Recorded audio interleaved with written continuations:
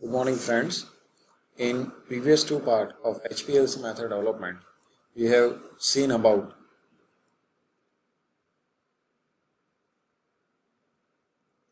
the sample characteristic and pretreatment, selection of mobile phases, selection of stationary phases, and choice of detectors. Now in part 3, we will discuss about the method development, the actual procedure and method validation, how we can carry out HPLC method validation. Now, the first part with HPLC method development is the selection of stationary phase. It is done based on packing material and the length of the column that we require. We had already discussed in part 1 and part 2 about the stationary phases, but depending on the number of compounds to be resolved, the length of the column and the packing material can be selected. Again, the second part that we need is selection of detectors. Normally we have a limited choice in our laboratory. We have UV detector or PDA detector or fluorescence detector. So based on the work for which we want to develop HPLC method, the selection of detectors can be carried out. If we need to analyze a stability sample, we need a peak purity data, and for that photodiode array detector is must. But if we want to simply carry out formulation analysis or analysis of a compound, for such UV detector is enough. The another part is selection of mobile phase. Now again, selection of mobile phase will vary depending on the characteristic of the sample as well as the stationary phase that we have selected. Here I will discuss about the reverse phase chromatography. If we are going with a reverse phase chromatography where the stationary phase is non-polar, either C18 or C8, we can start with a strong solvent, that is methanol water 90:10, and gradually we go on decreasing the amount of methanol and we can go on increasing the amount of water depending on the retention time of the compound that you are getting. If your compound gets eluted earlier, then you can reduce the amount of methanol and use a mobile phase in a ratio of methanol water 70:30 and so on. So by controlling the amount of methanol, we can control the retention time of the compound. Even you can start study with acetonitrile water in a ratio of 90:10 also, and slowly you can go on reducing the amount of acetonitrile. But many a times we observe that there is a tailing in our peak, where we can replace water with a buffer so that a specific pH of the mobile phase can be controlled. When we are using a buffer, we should start with low molarity of buffer, considering its pK value. Which buffer has to be selected, that already we have discussed in part 2 in the selection of mobile phase.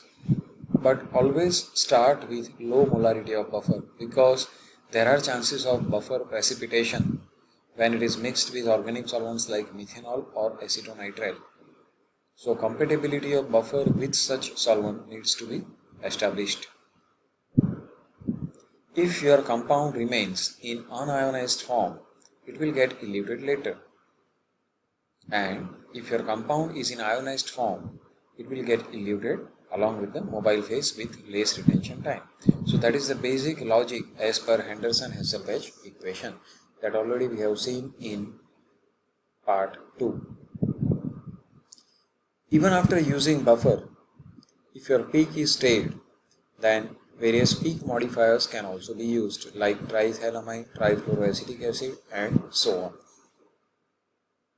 0.1% or 1% solution of TEA or TFA can be added as a peak modifier, but its use should be limited and it should be used as a last option because it may damage your column. Fine. Now let's move to some basic care that we require while using HPLC instrument. Washing of the column. If we are not using buffer in the mobile phase, then once the analysis is completed, HPLC instrument should be run for 30 minutes using methanol water 70:30 or acetonitrile water 70:30 as a part of washing, which will enhance the column life, and you can inject more number of samples using the same column.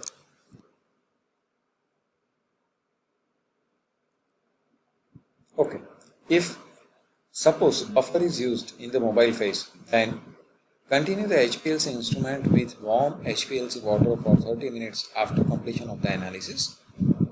The purpose of running warm water is to remove buffer which is present in the column as well as the buffer which is present in the detector. There are chances of buffer precipitation if it is not being washed out. So it is necessary to remove buffer from the column as well as detector, and that can be performed by running a lukewarm water for 30 minutes, and then you can use methanol water 70:30 or acetonitrile water 70:30 for further washing. Now let's start with validation of HPLC method. Ideally, ICH Q2R1 guideline is followed for the validation of HPLC method.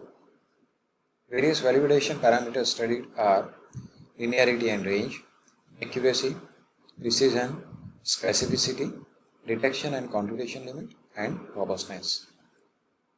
Let's take up first linearity and range. Ideally, your range should start from limit of quantitation and it should cover 80 to 120% of the test solution. So prepare a calibration curve which starts from limit of quantitation, and you can go up to a point which covers 80 to 120% of test concentration. Ideally, we can go up to any limit, but we need to limit such a concentration range, and this concentration range should cover your test concentration. So prepare a calibration curve, inject into the HPLC system, record chromatogram, and note down peak area and concentration, and plot a graph of detector response versus concentration, and obtain a linear regression equation which is y is equal to mx plus c. Also find out the correlation coefficient which is called R square, which shows the linearity of the method, and ideally it should be 1. 5 calibration curves needs to be constructed, and the average of 5 calibration curve are used for the further calculation. Normally there is a question whether we should prepare a fresh stock solution or the same stock solution can be used for preparation of the calibration curve. Ideally, we need to prepare a fresh stock solution by fresh weighing, because that only shows the variability in your data, and such 5 calibration curves needs to be averaged, and regression equation of this average has to be found out, and that is to be used for further calculation. Now this is a calibration curve that you will get by plotting a peak area versus concentration. It is just an example, and you will get a linear equation y is equal to mx plus c, and you will get R square which is 0.9989. Ideally it should be near to 1, but 0.998 is an acceptable value in HPLC. And this calibration data has to be plotted in a table with the first column of concentration either in microgram or nanogram per ml, area. Ideally, as I said, 5 calibration curves are required, so the average of these 5 calibration areas for 5 microgram per ml along with its standard deviation has to be kept in this table, and percentage RSD has to be found out. Determine the slope, intercept, and R square. So that is your calibration data. Now moving to the second validation parameter, that is specificity. We need to demonstrate that impurities, degradants, excipients are not interfering in quantification of an halide, and that is to be shown by specificity study. The analyte peak should be well dissolved from other peak. The study can be performed by spiking analyte in a known impurity or degradant or excipient synthetic mixture, and the resolution of compound from impurities, degradants and excipients may be shown.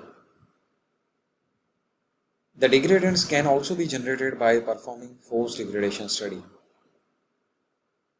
And to show that your method is specific, blank chromatogram, that is without analyte, should also be run along with peak purity data should be reported, which shows that the method is specific. The third parameter is precision. It can be assessed by performing three types of studies. First is repeatability studies, second is intermediate precision, and third is reproducibility study. Injection repeatability study or repeatability study is carried out by performing 6 determination at test concentration, and it is to be performed over a small time interval.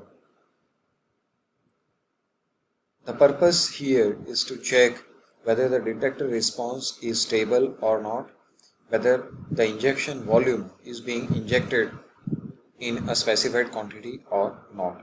So the same stock solution can be used, 6 same concentrations are prepared and injected over a small period of interval, and the variability is determined in terms of percentage RSD. Even 9 determinations covering 3 different concentrations can be carried out in triplicate. So total there will be 9 determinations, 3 multiplied by 3, that can also be performed instead of 6 determinations at test concentration. And you can report the data in following table. Analyte, its concentration, its injection area and its retention time. Find out its mean, standard deviation and percentage RSD. Normally percentage RSD in repeatability should be less than 1 because it is carried out in a small interval of time. Next parameter is intermediate precision. It is carried out by taking 3 different concentrations covering entire range and carried out in triplicate. It is carried out by two-way intraday precision study and interday precision study. Intraday means on the same day the analysis is carried out on 3 different time intervals, and interday on different days, 3 consecutive days, the study is being carried out. Here the question is whether we should use same stock solution or different. Yes, we have to use a different stock solutions because here we are not analyzing the stability of the stock solution, but we are analyzing the precision. So freshly prepared solution has to be used to perform these studies. 3 concentrations are to be taken covering entire range, and the study is carried out in triplicate. For intraday, it is carried out for 3 different time intervals. So put your data over here, find out SD and percentage RSD. And in the same way, interday precision studies are carried out where on 3 different days, 3 concentrations are being analyzed. Find out mean, standard deviation and percentage RSD. Ideally, percentage RSD should be less than 2 for both the studies. This intermediate precision can also be performed by using different analysts and different instruments in the same laboratory. Now coming to the third parameter of precision, that is reproducibility. Reproducibility studies are carried out by performing precision study in different laboratories using different instruments by different analysts in different conditions. So that is called as reproducibility studies.